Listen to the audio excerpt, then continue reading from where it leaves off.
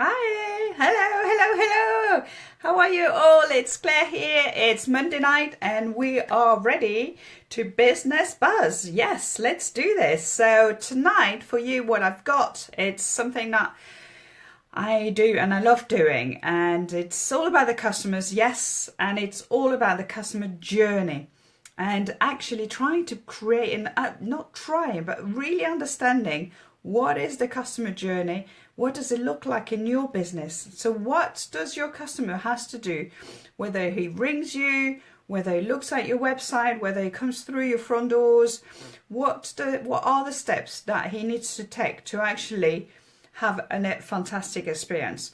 So you need to really think about that, because that's very important. Every step of the way will help deliver exceptional customer service, will help really having a consistency in a service. So developing your standard, really talking about, looking at every single area that you're in and really looking at who's actually, how they're actually coming into your business will help you doing that. So please take some time. Go outside your front door, for example, one to start, that's a good start. And then walk the walk, okay? And then start looking what are the steps that your customer has to do once he walk in. Where does he go? How does he, what do the staff do? How do they say? What are all those little steps that they need to do to interact with them throughout the customer experience. So it's really important that you do that at every stages. So it could be from the website, from the phone calls, emails, obviously all the touch points, and that's what it's called. The touch points of your customers need to be drawn out. So it could take hundreds of hours to do, and it's a big task, and big companies have departments who do that. So perhaps I'm not asking you to do that all yourself or all at once, but start with one area and start really mapping the customer journey, because then you will come up with things and you'll think, actually this doesn't work, this is not customer friendly, we need to do this better, we need to improve that area. And everything that you do, it's about that experience. So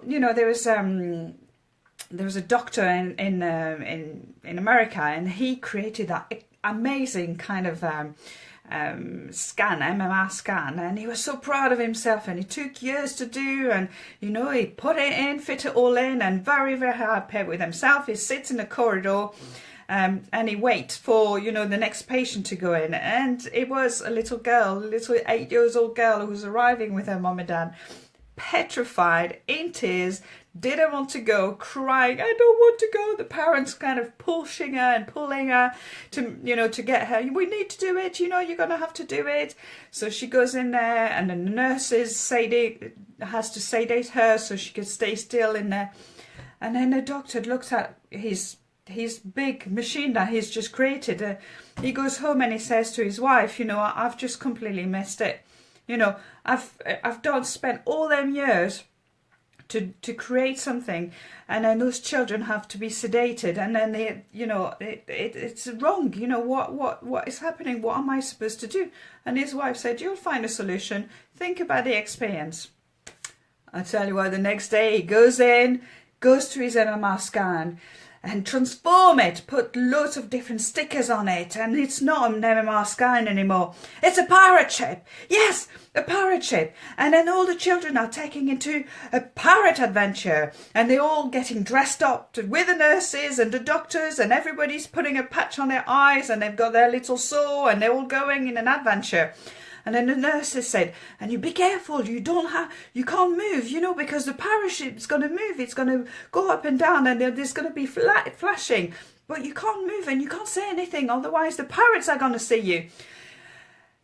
And suddenly you're going to be able to get the treasure at the end. And then the children were all excited about it, and all the nurses were dressed up as pirates, and and it really completely transformed that experience. That suddenly within weeks 80% of the children were sedated, and then suddenly hardly any children were actually sedated.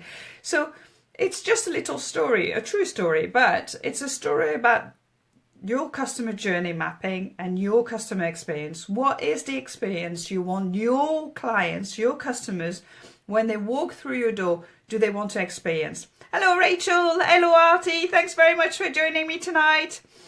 So looking at that, you know, think about every step of the way that you need to actually think and mark and, you know, look at and decide what is it that you want at that stage your customer to do or your employees to do if they're coming to that stage.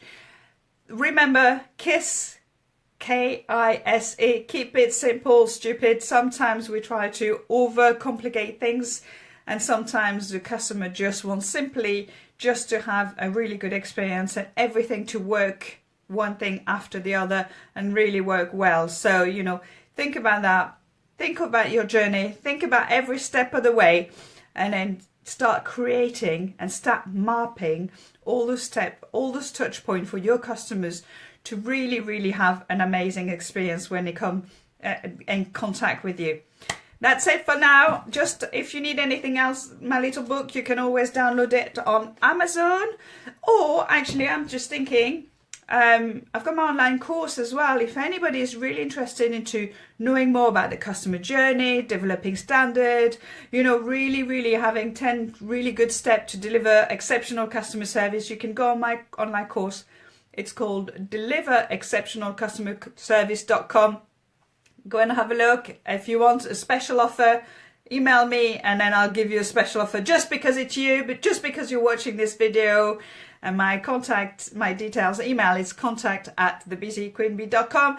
That's all for tonight. I will do a little one in French just after if you want to join me en français. Bye for now.